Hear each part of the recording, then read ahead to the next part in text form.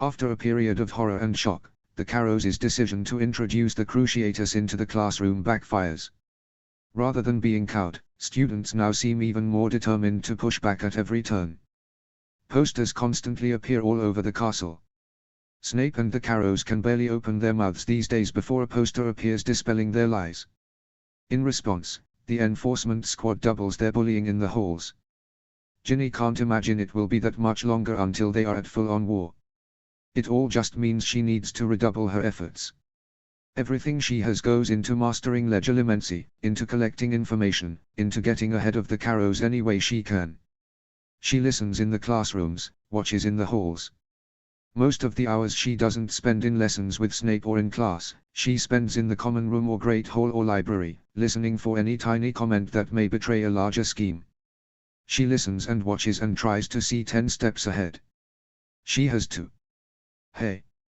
Ginny looks up as Tilly sits next to her. Oh, hi, she says, a little surprised to see Tilly up in the common room. She seems to have channeled her anger at Nicola's disappearance into a sort of furious energy she uses to attack alchemic projects. She's far more tight-lipped about the projects than she's ever been before.